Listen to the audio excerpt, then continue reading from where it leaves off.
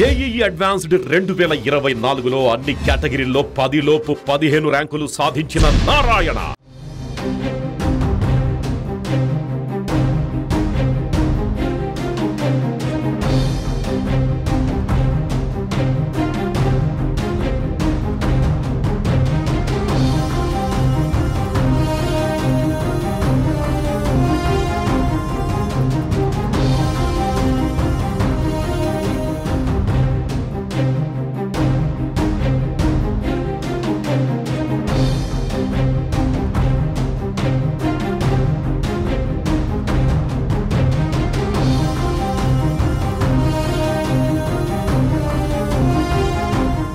కొన్నేళ్లుగా సస్పెన్స్ గా మారిన విశాఖలోని రిషికొండ భవనాల తలుపులు తెరుచుకున్నాయి.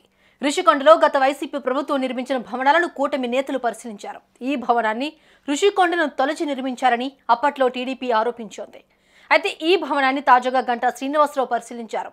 500 కోట్ల రూపాయలతో ఈ భవనాన్ని నిర్మించారని, ముఖ్యమంత్రి క్యాంప్ కార్యాలయం కోసమే ఈ భవనాన్ని నిర్మించారని ఆయన తెలిపారు. ఇంత పెద్ద ఎత్తున ప్రజాధనాన్ని గత ప్రభుత్వం దుర్వినియోగం చేసిందని గంటా శ్రీనివాసరావు ఆరోపించారు. వైసీపీ హయాంలో రిషికొండ నిర్మాణాలు వివాదాస్పదంగా మారాయి. అయితే ఇప్పుడు కొత్త ప్రభుత్వం కొలువు తీరడంతో టీడీపీ ఎమ్మెల్యే గంటా శ్రీనివాసరావు పార్టీ నేతలతో కలిసి రిషికొండ భవనాలను సందర్శించారు. కళ్లు చెదిరేలా భవనాల లోపల ఇంటీరియర్, ఆధునిక సదుపాయాలు ఉన్నాయి. రిషికొండ చుట్టూ 22 ఎకరాలుండగా అందులో 9.8 ఎకరాల్లో గతంలో హరిత రిసార్టుల పేర హోటళ్లు, రూములు ఉండేవి. 2019 నాటికి ముందు పర్యాటకుల రాకపోకలకు ఎలాంటి ఇబ్బందులు ఉండేవి కాదు. వైసీపీ ప్రభుత్వం అధికారం చేపట్టాక రిషికొండను చుట్టూ తొలచి నిర్మాణాలు చేపట్టింది. తాజాగా టీడీపీ నేతలు ఈ భవనం సందర్శించిన సమయంలో అందులోని సదుపాయాలు చూసి ఆశ్చర్యపోయారు. ఎందుకు వీటి నిర్మాణం చేశారు అనేది స్పష్టత ఇవ్వలేదని గంటా వ్యాఖ్యానించారు. ఇక ఇప్పుడు టీడీపీ కూటమి ప్రభుత్వం అధికారంలోకి రావడంలో రిషికొండ భవనాలను ఏం చేయబోతుంది అనేది ఆసక్తికరంగా మారుతోంది. ఈ నిర్మాణాలను యథాతథంగా వాడుకుంటే జగన్ సర్కారుపై చేసిన ఆరోపణలను ఎదుర్కోవాలి. ధ్వంసం చేస్తే 100 కోట్ల రూపాయల సంపద బూడిద పాలవుతుంది. ఒకవేళ అలా చేసినా విమర్శలు ఎదుర్కోవాలి. అందుకే రిషికొండ అంశంపై తాజాగా కూటమి పార్టీల అగ్రనేతల్లో తర్జన భర్జనలు జరుగుతున్నాయి. ప్రభుత్వం తుది నిర్ణయం ఏంటనేది ఆసక్తికరంగా మారుతోంది. 500 కోట్ల రూపాయల ఖర్చుతో నిర్మించిన ఈ భవనాలను కూటమి ప్రభుత్వం ఎలా సద్వినియోగం చేస్తుందనేది కీలకంగా మారుతోంది. మరోవైపు దీనిపై విచారణ జరపాల్సిందిగా ప్రభుత్వాన్ని టీడీపీ ఎమ్మెల్యే గంటా శ్రీనివాసరావు డిమాండ్ చేశారు.